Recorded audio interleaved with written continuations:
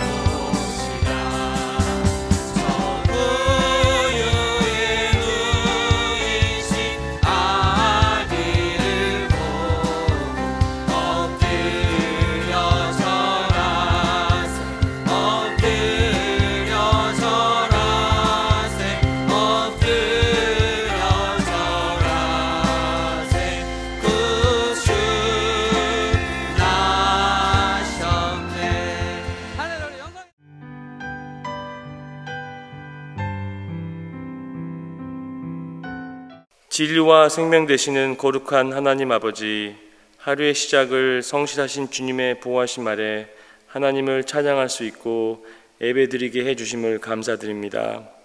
어제까지 저지른 모든 죄를 용서해 주시고 새로운 하루를 깨끗하게 시작할 수 있도록 저희를 도와주시옵소서.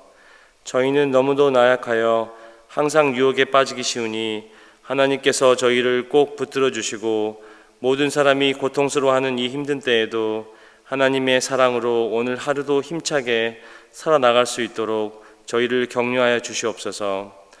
어느덧 코비드-19이 발생한 지 1년이 되어 갑니다. 이제 하나님의 사랑으로 저희들은 조금씩 이 어두운 터널을 지나가고 있습니다. 이제는 새벽에 떠오르는 태양같이 이 어두운 터널에서도 빛이 보이기 시작하고 있습니다. 미국에서는 2가지 백신이 나왔고 이제 병원 관계자나 노약자분들이 맞기 시작하고 있습니다. 하나님 정말 감사합니다. 이렇게 인류 역사상 빠르게 백신을 맞는 적이 없다고 합니다.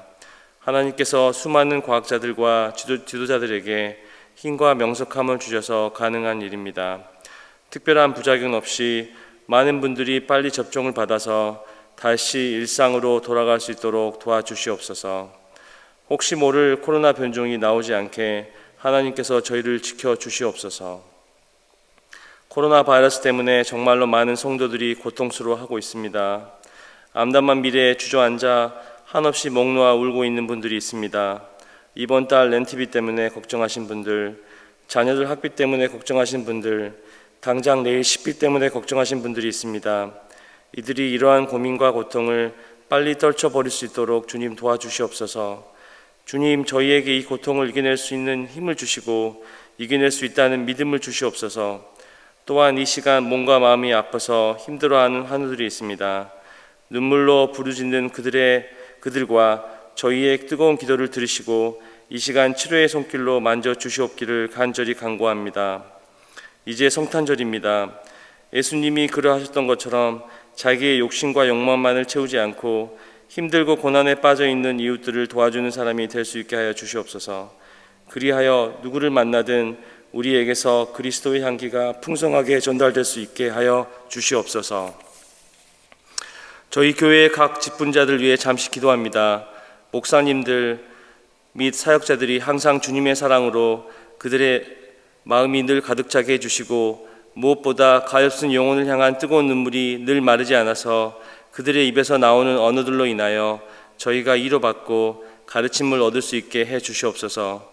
그리고 바쁜 사역의 일정으로 인해 지치고 피곤할 때 영육간의 강건함으로 기도 중에 그들을 만나 주셔서 주님께서 놀랍게 다시금 회복시켜 주시옵기를 기도합니다.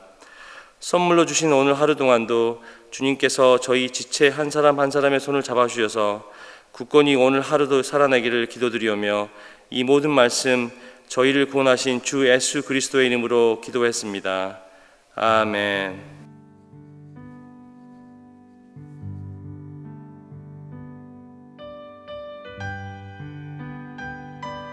오늘 우리에게 주시는 하나님의 말씀은 하박국 2장 20절입니다. 함께 봉독하시겠습니다.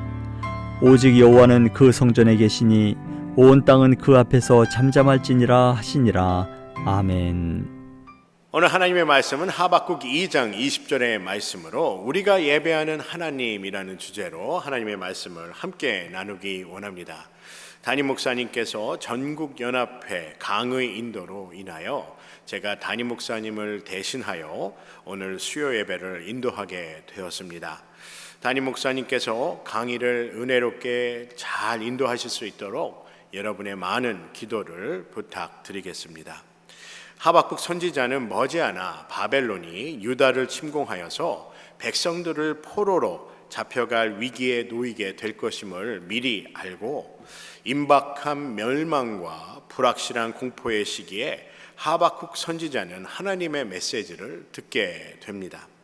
하박국이 다른 선지서들과 다른 점이 있다면 이 하박국서에는 하나님과 이 선지자 하박국이 나눈 그 내용이 대화의 내용이 있다는 것입니다. 하박국은 하나님께 기도하고 하나님께 토로하고 하나님은 그에 대한 응답을 하셨다는 것이에요. 하박국 선지자가 하나님께 나라의 부패와 이렇게 왕이 불의에 관해서 서술하고 있습니다. 요시야 왕이 16대의 유다의 왕으로 하나님의 말씀을 청종하고 지켜야 한다는 종교 개혁을 단행하게 됩니다. 그 후에요, 그의 아들 여호아하스가 왕위를 이어가지만 3개월 후에 애굽의 침공으로 인해서 여호아하스 대신에 그의 동생인 여호야김이 왕위에 오르게 됩니다. 하지만 여호야김은 하나님의 말씀을 청종하고 하나님의 말씀을 듣지 않고 하나님 앞에 불의를 행함으로 이 나라를 멸망에 이르게 하게 됩니다. 열왕기하 23장 37절에 이렇게 말씀해 보면요, 열왕기하 23장 37절에 말씀해 보면 이 여호야김 왕에 관하여 말씀을 전하고 있습니다. 여호야김이 그의 조상들이 행한 모든 일을 따라서 여호와 보시기에 악을 행하였더라라고 말씀해요. 25세의 나이로 왕의 즉위를 하고 11년 동안 통치를 한 왕이 바로 이 여호야김인데, 이 여호야김 왕은요, 하나님의 말씀을 청종하지 않고 그의 조상의 그 행한 모든 일을 따라서 여호와 보시기에 악을 행한 왕이라고 성경은 말씀하고 있습니다. 이 당시에 하박국 선지자는 이 부정함과 그리고 부패함과 이 모든 것을 보고 하나님께 부르짖으며 하나님께 간구하며 하나님께 왜 이러한 일이 우리가 왜 이런 일을 이렇게 부패와 부정함을 우리가 직면하게 된 이 사실에 관해서 하나님께 토로하게 됩니다. 하박국의 내용을 보면요, 하박국 선지자의 기도에 하나님께서 응답하시는 그러한 내용이 담겨져 있습니다. 하박국 1장 1절부터 4절에 보면은 정의가 시행이 되지 않음에도 하나님께서 행동하지 않으심으로 어떠한 행동을 취하지 아니하심으로 이 바로잡지 않는 그 모습을 보며 한탄하는 그러한 내용이 담겨져 있습니다. 그러자 하박국 1장 5절부터 17절에 하나님께서 하박국 선지자가 그 토로하고 한탄한 그 내용에 관한 응답을 말씀하고 있습니다. 하박국 1장 6절에 보면요, 보라 내가 사납고 성급한 백성 곧 땅이 넓은 곳으로 다니며 자기의 소유가 아닌 거처들을 점령하는 갈대아 사람을 일으켰나니 라고 하나님께서 응답하여 주십니다. 하나님께서 머지않아 적국으로 말미암아 유다의 왕과 하나님을 섬기지 않는 이들을 심판하여서 그들이 깨닫게 하고 그들이 다시 하나님을 찾도록 하겠다고 말씀하고 있습니다. 하나님께서 이렇게 하박국에게 유다의 백성들이 하나님을 따르지 않고 왕도 하나님을 떠나는 이 상황을 보시며 그들을 일깨워서 다시 하나님을 찾도록 하겠다고 말씀하였다는 것입니다. 하박국 1장 12절부터 17절의 말씀에 보면요, 하박국 선지자는 다시 하나님은 정결하고 악을 싫어하심에도 불구하고 어찌하여 거짓되고 의롭지 않은 이들을 방관하고 계신지에 대해 다시 한번 한탄하며 하나님께 묻습니다.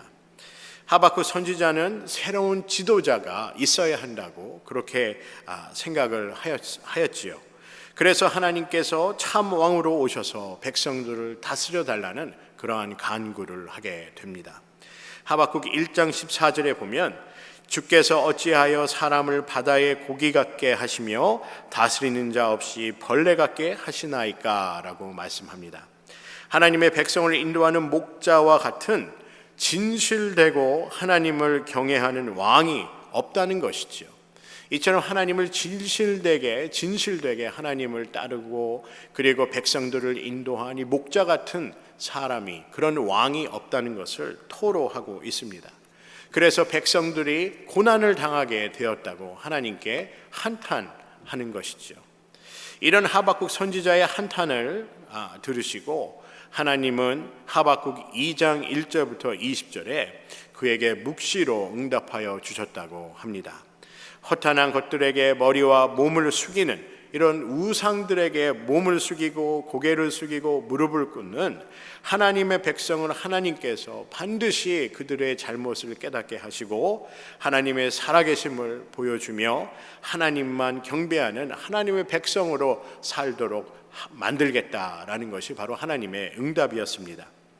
하박국 2장 19절부터 20절의 말씀에 보면 유다의 백성들이 하나님이 아닌 그들이 만든 피조물에 숭상을 하는 모습을 하나님께서 보고 계심을 말씀하고 있습니다. 새긴 우상은 그 새겨 만든 자에게 무엇이 유익하겠느냐? 부어 만든 우상은 거짓 스승이라. 만든 자가 이 말하지 못하는 우상을 의지하니 무엇이 유익하겠느냐? 나무에게 깨라 하며 말하지 못하는 돌에게 일어나라 하는 자에게 화 있을전저 그것이 교훈을 베풀겠느냐? 보라, 이는 금과 은으로 입힌 것인즉 그 속에는 생기가 도무지 없느니라 라고 말씀합니다. 유다의 왕과 백성들의 신앙의 태도를 보여주는 말씀이죠. 그들은 우상을 숭배하였는데 살아있지 않는, 그리고 생명이 없는 것에 그들의 고개를 숙이고 몸을 숙이고 무릎을 꿇었다는 것입니다.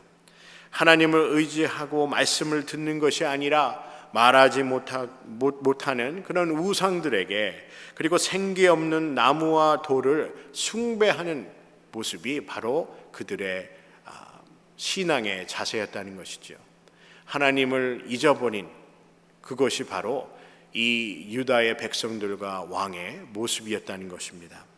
참 신기하지요.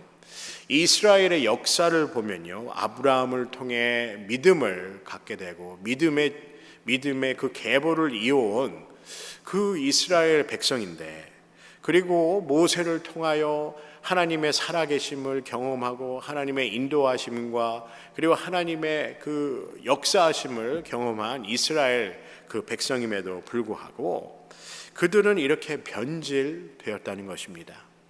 또한 그들은 다윗과 솔로몬의 그 시대를 지나면서 하나님께서 얼마나 위대하신 분이고 하나님께서 모든 것이 가능하시고 하나님은 이스라엘 백성들을 축복하시는 그 번영과 그리고 축복을 허락하신 하나님이시라는 것을 그들이 보고 듣고 배웠음에도 불구하고 그들의 신앙, 그들의 믿음은 변질되었다는 것입니다.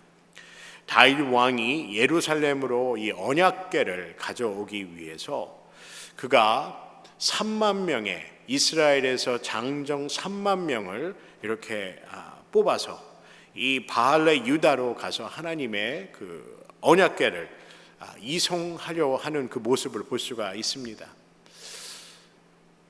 참으로 대단한 그 다윗의 마음이, 그 믿음이 아닌가 생각이 돼요. 그 당시만 해도 이 적국의 위협이 적었었기 때문에 이렇게 많은 인원이 그렇게 필요하다 생각지 않습니다. 그럼에도 불구하고 다윗은 자신이 할 수 있는 최선의 것을 하였다는 것입니다. 이스라엘의 장정 3만 명을 이렇게 뽑아서 하나님의 언약궤를 이렇게 이송하게 하였다는 것이죠. 요시야 왕 때는요, 성전을 정비하다 하나님의 율법서를 찾게 됩니다. 열왕기하 23장 3절의 말씀에 보면 왕이 대위에 서서 여호와 앞에서 언약을 세우되 마음을 다하고 성품을 다하여 여호와를 순종하고 그 계명과 법도와 율례를 지켜 이 책에 기록된 이 언약의 말씀을 이루게 하리라 하매 백성이 다 그 언약을 쫓기로 하니라 라고 말씀합니다. 여러분, 다윗과 이 요시야 왕의 그 모습을 보면서 하나님을 위한 그들의 최선의 그 모습을 볼 수 있습니다. 그들의 믿음의 자세는 하나님을 경외하고 하나님을 바라보고 그리고 하나님의 말씀대로 살겠다는 결단이 있었다는 것이지요. 그들의 믿음의 태도는 이처럼 하나님 보시기에 합당하고 아름다웠습니다. 이처럼 하나님의 이름을 거룩히 여기고 중요시 여겼는데 어떻게 이렇게 하나님의 말씀을 무시하여서 멸망에 이르게 되었는지 참으로 아이러니합니다. 여러분, 믿음과 신앙의 변질이 되는 것은 하박국 선지자의 시대에만 해당이 되는 일이 아닙니다. 지금 우리가 사는 현 시대에도 그리고 우리의 신앙에도 그리고 우리 교회 공동체에도 일어날 수 있는 일이라는 것입니다. 제가 아시는 분 가운데 한 15년 전에 얘기입니다. 이분이 다단계에 빠지셨어요. 다단계. 제가 들어도 그분의 얘기를 이렇게 들어보니까 제가 들어도 이렇게 마음이 가더라고요. 다단계에서 하는 말대로 하면 뭐 금방이라도 부자가 될 것 같고 그런 그 생각을 갖게 돼요. 그 얘기를 들어보면 이윤이 많이 남고 조금만 노력하면 나도 부자가 될 수 있다. 이런 말을 들으면 다들 귀가 솔깃할 수밖에 없을 것입니다. 그런데 제가 이렇게 가만히 이렇게 그분의 말씀을 들어보니까 이게 다단계가 확실한 겁니다. 이 다단계를 하시는 분들에게 피라미드 아닙니까? 라고 얘기한다거나 이 다단계 아닌가요? 이렇게 얘기하면 상당히 싫어하세요. 이 피라미드나 이 다단계라 하지 않고 네트워크 마케팅이라고 얘기해야 좋아합니다. 다단계 이렇게 하면 싫어하시고 네트워크 마케팅 이렇게 얘기해야 좋아하죠. 다단계에 몸담고 계신 분께 네트워크 마케팅이라고 이렇게 얘기를 해야 좋아하신다는 것이죠. 그래서 다단계 아니에요? 이렇게 의심의 눈초리로 물어보면 싫어합니다. 제가 하와이 이제 저희 교회에 이제 제가 파송을 받고 저희 교회에 와서 한 집사님께서 이 뻥튀기를 저희 그 한인사회학교에 이렇게 도네이션을 해주셨어요. 그래서 저도 그 뻥튀기를 먹고 맛도 있고 해서 저희 아이들을 위해서 제가 마켓에서 간혹 그 뻥튀기를 사서 이렇게 같이 먹곤 합니다. 그래서 제가 그 집사님 뵙게 되면 감사해서 하루는 뻥튀기 잘 먹었다고 감사하다고 이렇게 인사를 드렸는데 하루는 저한테 그렇게 말씀하시는 거예요. 목사님, 뻥튀기가 아니라 이 곡물 팽창 사업입니다 라고 이렇게 말씀하시는 거예요. 그래서 뻥튀기 사업 잘 되시냐 이렇게 물어보면 곡물 팽창 사업이라고 이렇게 얘기해달라고 이렇게 말씀하십니다. 그런데 지금은 이 곡물 팽창 사업이라는 단어가 더 귀에 잘 들어와요. 그래서 지금도 교회에서 간혹 뵙게 되면 곡물 팽창 사업 잘 되시냐고 이렇게 묻곤 합니다. 성경에 보면 하나님의 백성들이 하나님을 섬기지 않고 인간이 만든 그 신들을 우상으로 어떻게 이렇게 섬길 수 있었을까요? 그들이 하나님께서 인도하심과 하나님의 축복을 경험했음에도 불구하고 어떻게 그들이 이렇게 하나님을 향한 마음이 변질될 수 있냐 하는 것입니다. 이렇게 다단계처럼요, 처음에는 모릅니다. 근데 나중에 큰 손해를 보고 나서야 그때 후회하고 깨닫게 되는 것이죠. 우상 숭배도 마찬가지입니다. 처음에는 자신의 이익을 위해서 그리고 자신들의 그 욕심을 위해서 그 우상을 숭배하는 것이 좋아 보이겠지만 결국에는 모든 것을 잃어버리고 멸망에 이른다는 것을 그때 가서야 나중에야 깨달을 수 있다는 것입니다. 유다의 백성들이 우상 숭배를 하다 잃어버린 것이 무엇입니까? 나라뿐만 잃어버린 것이 아닙니다. 그들의 미래를 잃어버렸습니다. 그리고 하나님의 언약과 하나님의 축복을 잃어버렸습니다. 무엇이 문제여서 이렇게 부패하고 변질되어서 하박국 선지자가 나라와 왕과 백성의 의롭지 않음을 하나님께 토로하게 되었을까요? 여러분, 우상 숭배를 한다는 것은 무엇을 의미할까요? 바로 하나님 외에 다른 신들을 숭배하는 것, 그 이상의 의미를 갖고 있습니다. 우상 숭배자들은 하나님을 잊어버렸다는 것입니다. 그리고 하나님이 더 이상 소중하거나 중요하지 않다는 것입니다. 다시 말하면 예배자의 모습에서 이탈하여서 변질되었다는 것이죠. 하나님을 잊어버리고 하나님을 중요하게 생각하지 않는 백성은 하나님께 예배드리지 않습니다. 하나님을 잊어버린 백성은 기도하지 않습니다. 하나님을 잊어버린 백성은 찬양도 헌신도 하기 원하지 않습니다. 왜냐하면 하나님보다 더 중요한 것이 있기 때문입니다. 왜 하나님은 가만히 계시는지, 왜 이런 상황을 보시고 방관하시는지에 대해서 이러한 불만을 하박국 선지자가 하나님께 고하게 되지요. 그래서 하나님은 응답하여 주십니다. 하박국 선지자가 토로한 불만은 그들의 윤리적 도덕적인 해이를 지적한 것이 아니라 그들의 영적 상태를 지적하고 있다는 것입니다. 그래서 하나님은 이렇게 하박국 선지자의 불만에 대해서 이렇게 응답하여 주세요. 하박국 2장 14절의 말씀에 보면 이는 물이 바다를 덮음같이 여호와의 영광을 인정하는 것이 세상에 가득함이니라 라고 말씀합니다.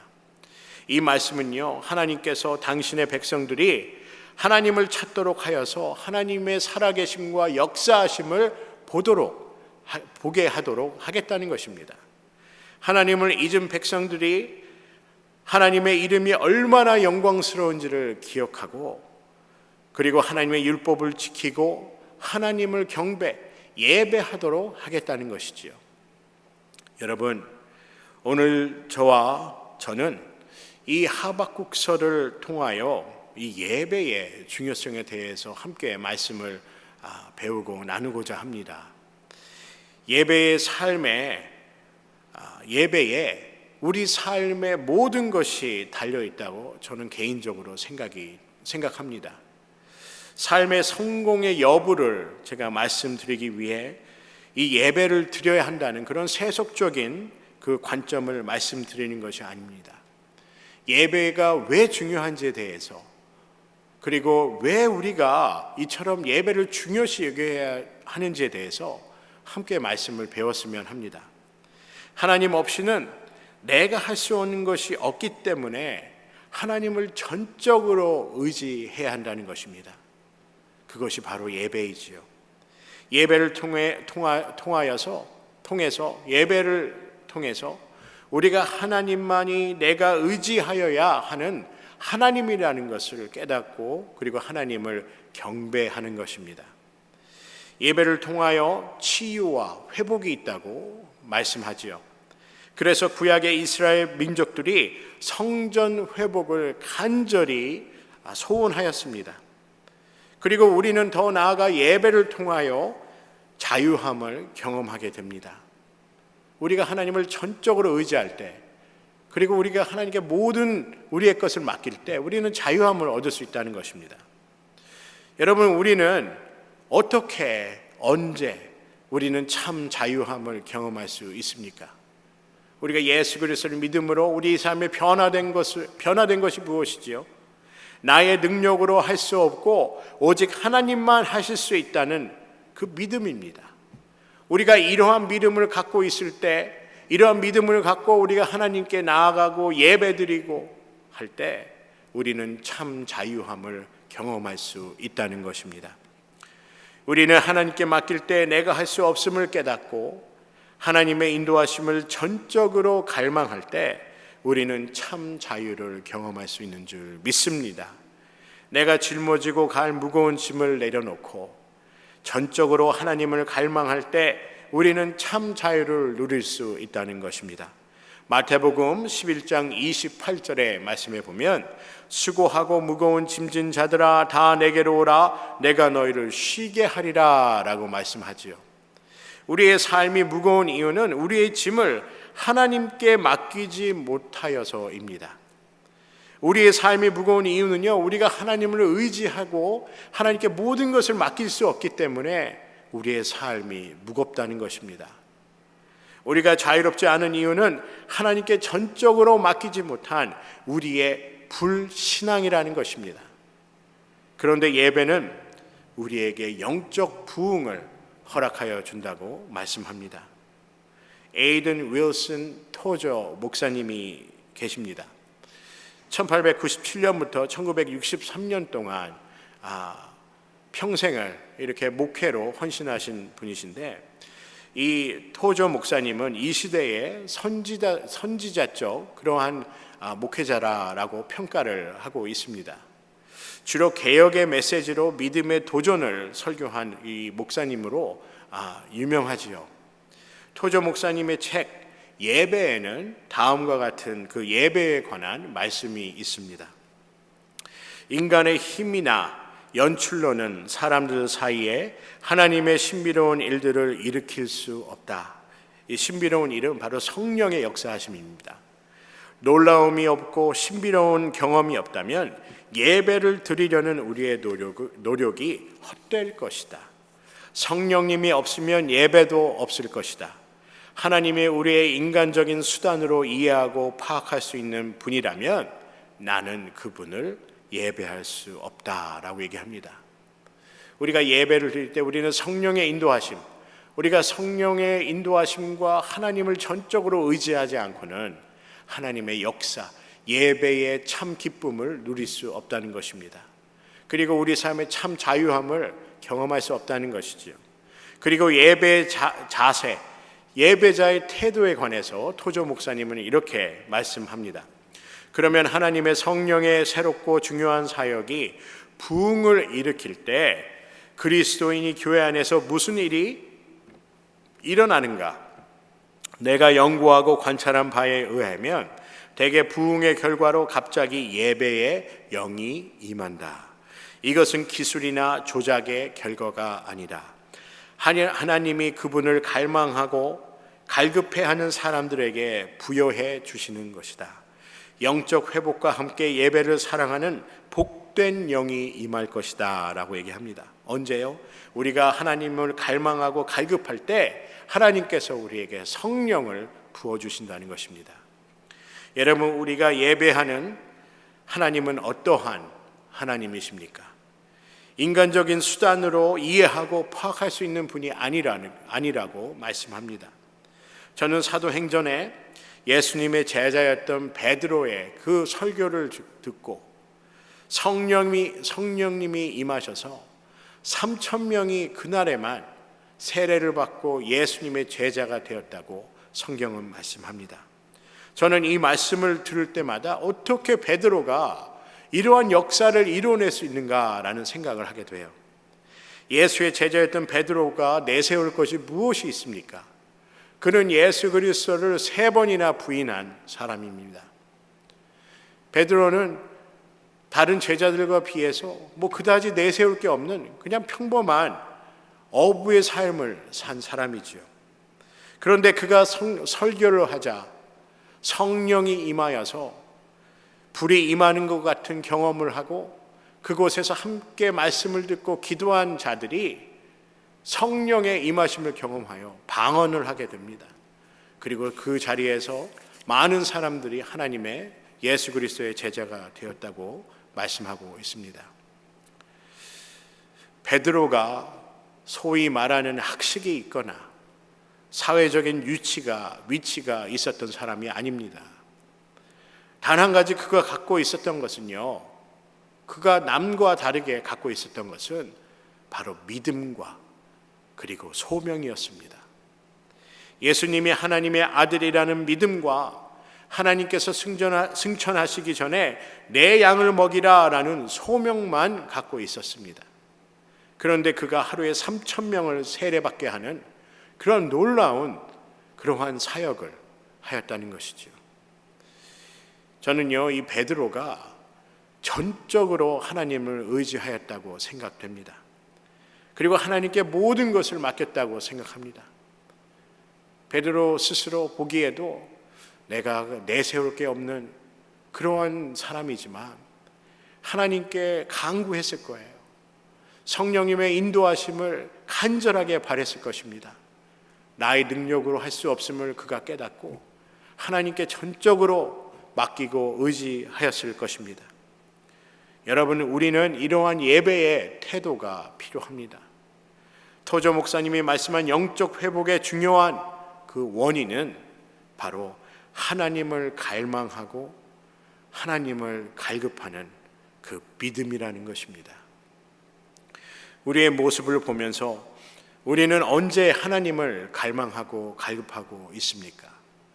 우리가 하나님을 필요할 때만 갈망하고 갈급하지 않기를 주님의 이름으로 간절히 소원합니다.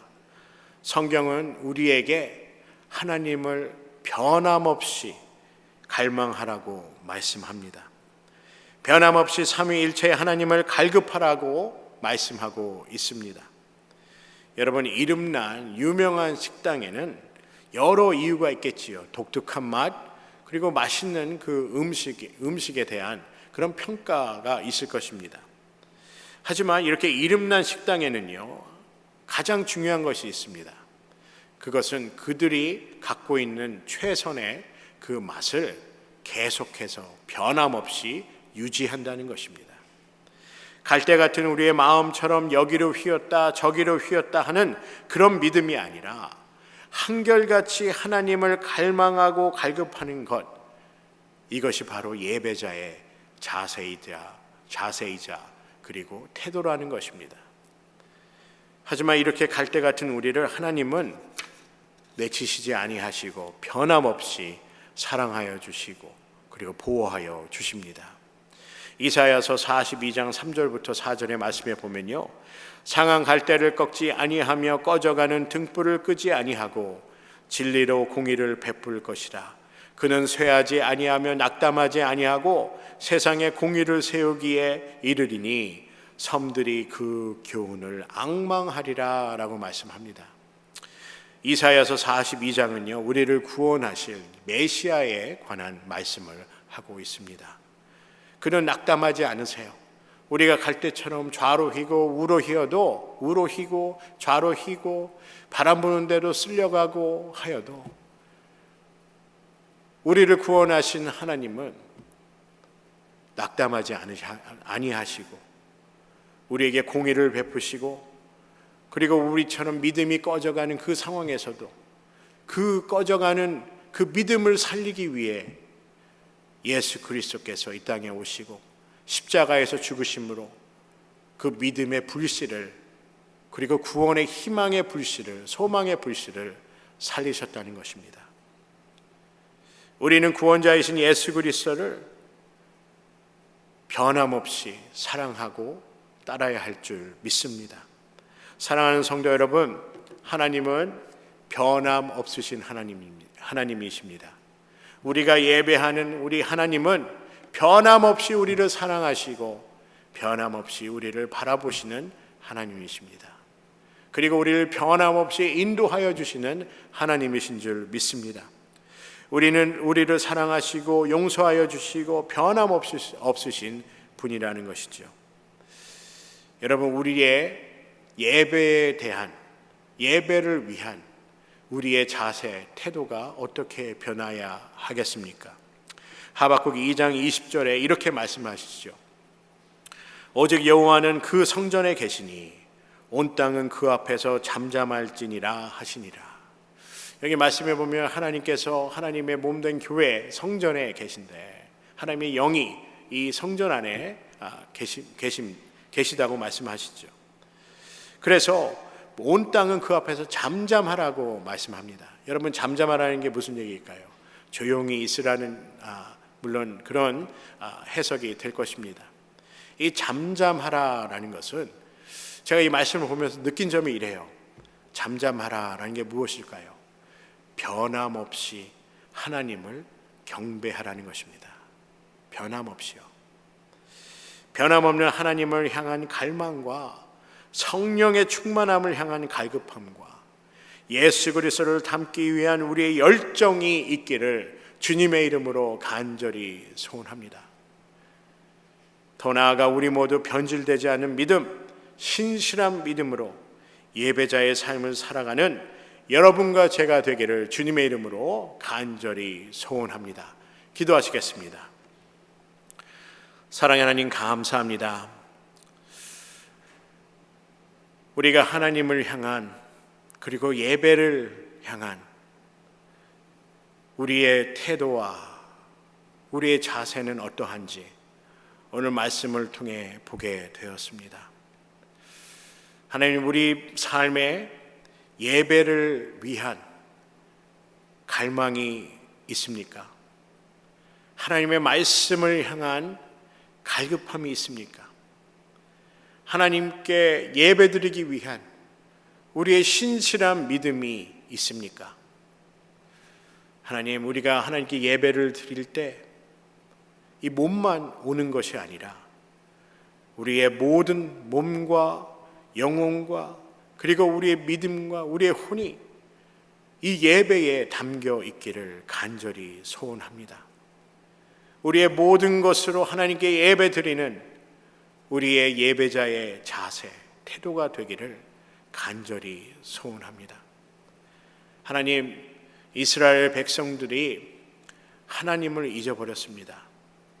그래서 그들은 우상을 숭배하게 되었고 그들은 하나님을 잊어버리게 되었고 그들은 예배를 잊어버리게 되었습니다. 그리고 그들은 기도하는 것을 잊어버렸습니다. 하지만 하나님께서는 그들을 버리시지 아니하시고 그들을 하나님께 돌아올 수 있도록 인도하시는 하나님이시라는 것을 오늘 말씀을 통해 배웠습니다. 하박국 선지자의 그러한 불만과 한탄과 토로에도 하나님께서는 그들을 사랑하여 주시며 그리고 그들과 영원히 함께 하시겠다고 말씀하셨습니다. 하나님, 우리가 하나님을 떠나지 않고 하나님께서 준비하신 이 예배의 자리에 나와 하나님을 갈급하며 갈망하며 우리가 찬양하고 말씀을 듣고 말씀을 배우고 그리고 하나님께 영광을 돌리는 그러한 삶이 되기를 간절히 소원합니다. 하나님은 우리가 어떻게 경건한 삶을 살 수 있으며 어떻게 우리가 정결한 그러한 모습으로 살 수 있겠습니까? 오직 하나님의 은혜와 용서가 없이는 우리가 하나님을 경배할 수 없음을 고백합니다. 하나님, 우리의 모든 죄를 사하여 주시고 우리가 하나님을 잊지 않게 하시고 하나님께 예배하는 것을 잊지 않게 하시고 하나님께 기도하는 것을 잊지 않게 하시고 하나님께 찬양하는 것을 잊지 않게 하여 주시옵소서. 우리의 온 마음과 온 힘과 그리고 온 영혼을 담아 믿음을 다해서 오직 하나님만 예배 드리는 그러한 삶이 될 수 있도록, 예배자의 삶이 될 수 있도록 주님 축복하여 주시옵소서. 감사드리오며 예수 이름 받들어 간절히 기도드리옵나이다. 아멘.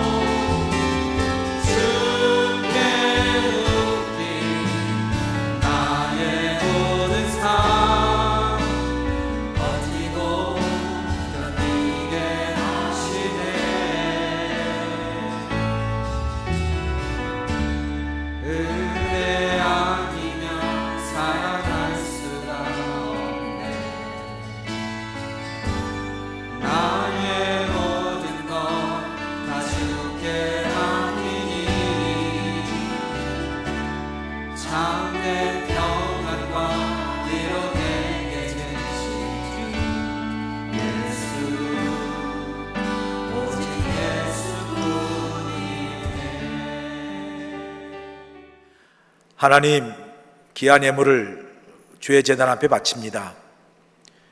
이 예물을 바친 주님의 귀한 백성들의 손길을 기억하여 주시고, 코로나로 힘들고 어렵지만 하나님께서 올 한 해 이 연말까지 우리에게 필요한 걸 채워주시고 또한 먹여주시고 입혀주시고 여기까지 인도하신 에베네셀의 하나님의 은혜를 기억하며 우리 가운데 하나님께 드리는 이 감사가 풍성한 예물 되게 도와주시고, 우리의 삶이 세상이 어렵고 코로나로 힘든 가운데도 우리가 하나님의 은혜와 축복으로 살아가는 하나님의 백성임을 늘 증거하며 살아가도록 우리 모두를 늘 항상 함께 하시고 도우시고 인도하시고 축복하여 주시옵소서.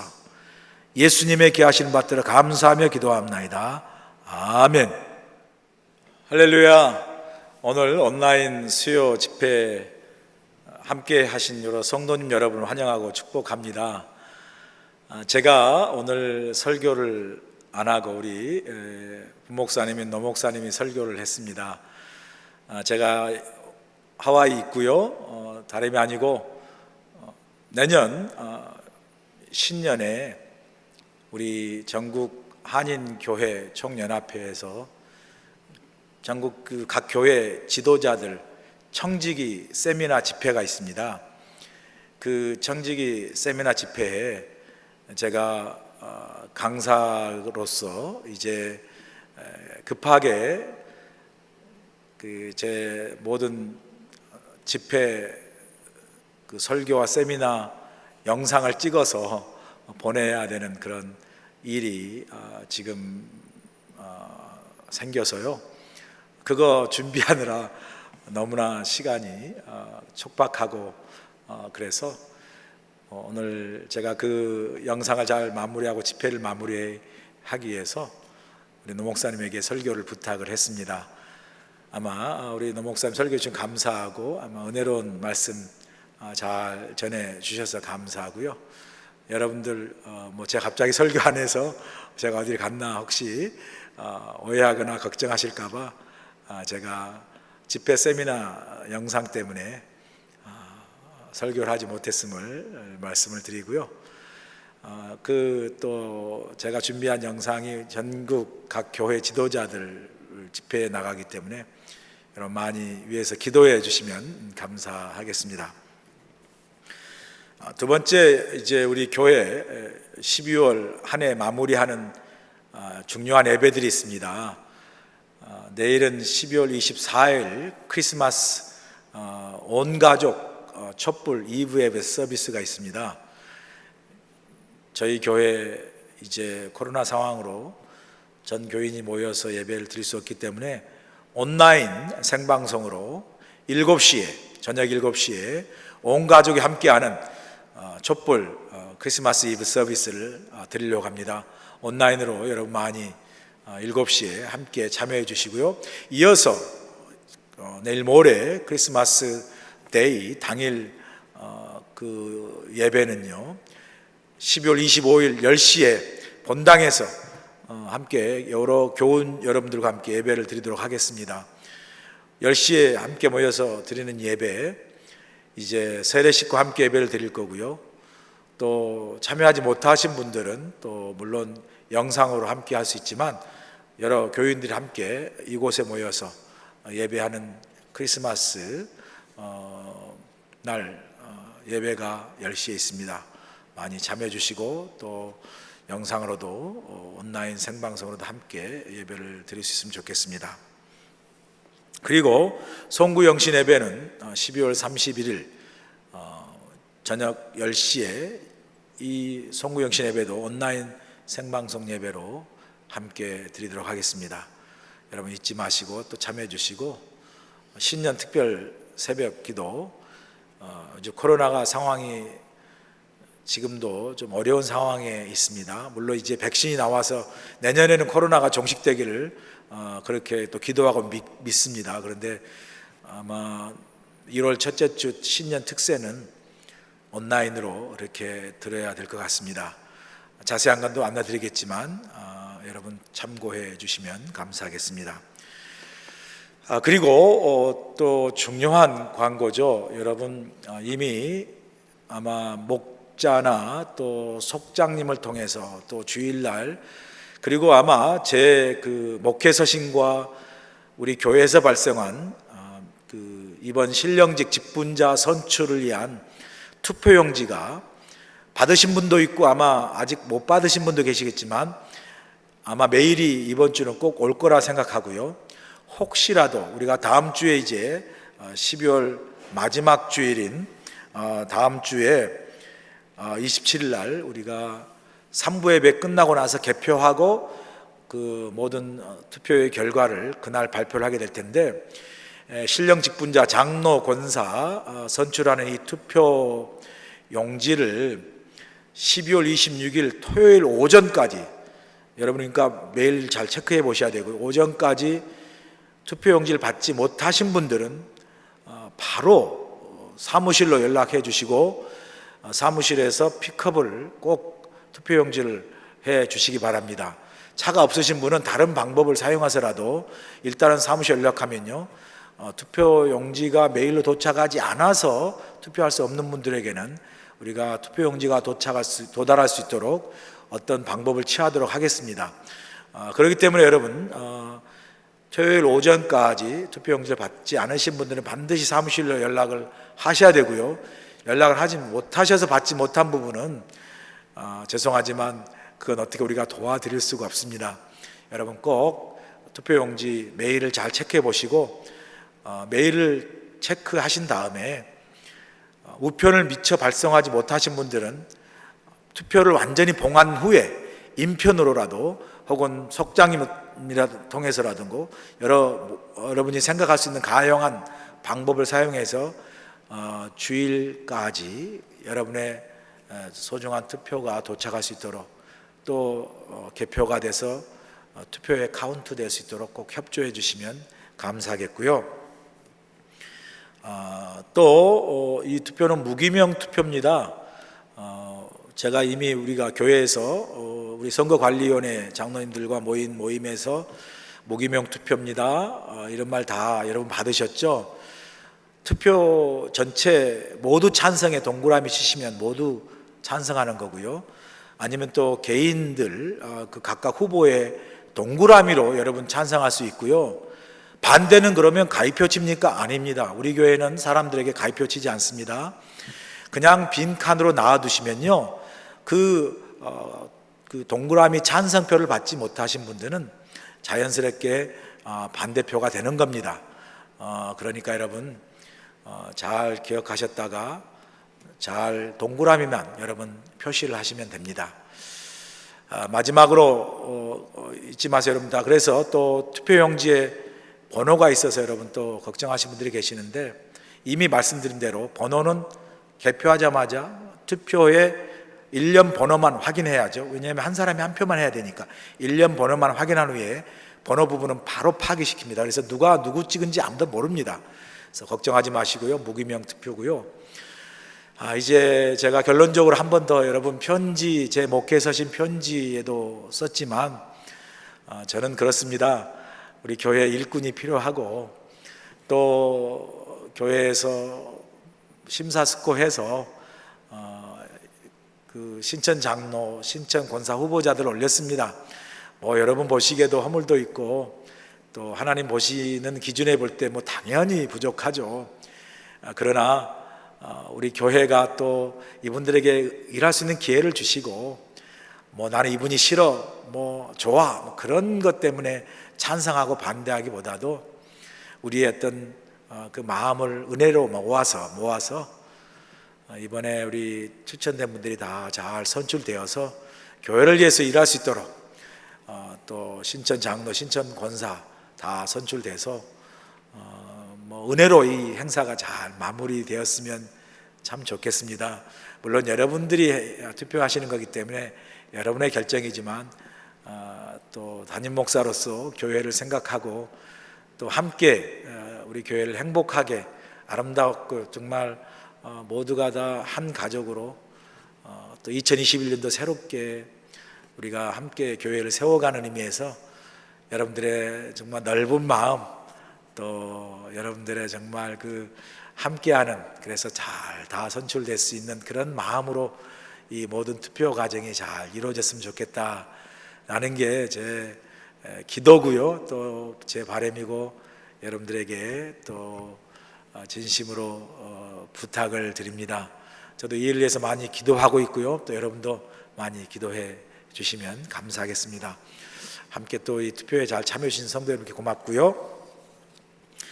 또 중요한 광고가 있습니다. 사실 주일날 이 투표 선출 과정에 대한 광고를 하느라 이 중요한 광고를 놓쳤는데, 여러분, 이 중요한 광고가 뭐냐면요, 저희 교회에서 제2차 사랑의 바구니 행사를 다시 우리가 전 하와이 교민들을 위해서 우리가 하려고 합니다.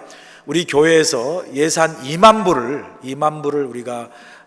우리가 출연을 해서, 그리고 100불 상당의 좋은 사랑의 바구니를 만들어서 500가정의 선착순으로 1차 했던 것처럼 좋은 물품을 담아서 코로나로 어려운 교민들을 돕는 그런 사랑의 바구니 행사를 하려고 합니다. 이 행사에 나누는 시간은 12월 30일 수요일 날 오전 11시부터 오후 2시까지 그 사이에 오게 되겠는데요, 특별히 이번 사랑의 바구니의 대상은 누구냐면요, 우리 교민들 가운데 어린 자녀들을 있는 교민들, 어린 자녀들 있잖아요. 국민학교 다니거나 중학교, 고등학교 다니는 어린 자녀들이 있는 그런 가정을 대상으로 우리가 이 사랑의 바구니를 전달하려고 합니다. 코로나가 어려울 때 이 자녀들이 있는 가정이 사실은 더 힘듭니다. 더 어렵습니다. 그래서 우리 자녀들이 있는 가정, 그런 분들 특별히 우리가 드리고 싶고요.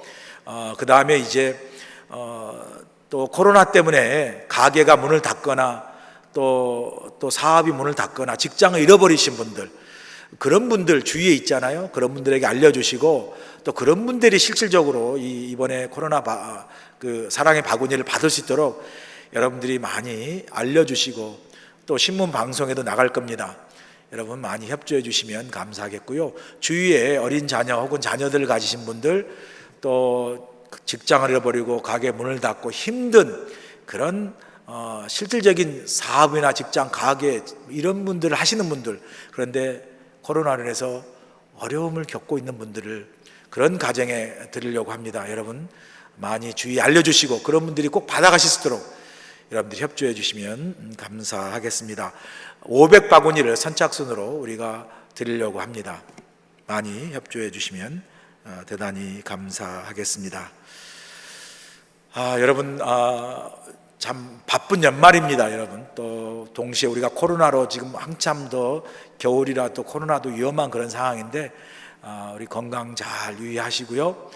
또 우리 코로나 예방 조치 잘 하시고, 동시에 우리가 한 연말을 말씀과 기도로 잘 마무리하고, 또 우리 교회도 이번 직분자 선출 과정이 정말 은혜롭고 행복하게 한 해를 잘, 코로나로 힘든 가운데서 그래서 이 일 때문에 우리 교회가 기쁨이 되고 행복이 되는 그런 계기가 될 수 있도록 여러분 많이 기도해 주시고 또 함께 해 주시면 감사하겠습니다. 찬양합니다. 내 마음의 주를 향한 사랑이 나의 말에 주가 주신 진리로 나의 눈에 주의 눈물 채워주소서.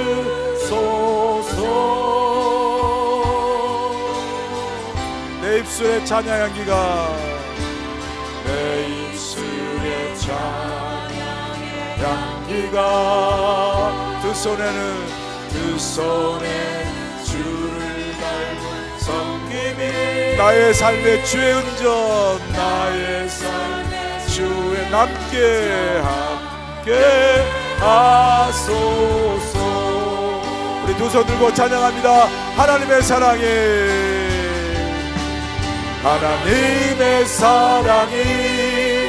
영원히 함께하리. 십자가의 길을 걷는 자에게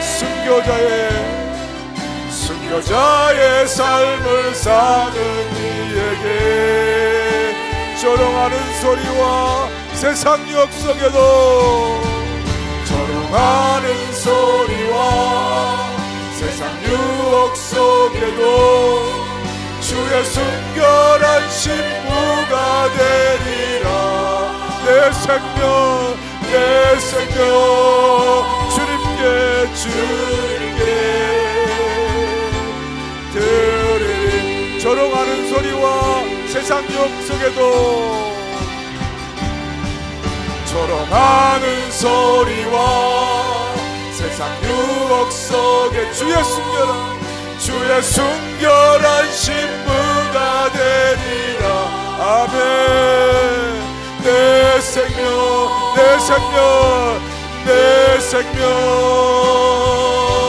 주님께 드리리.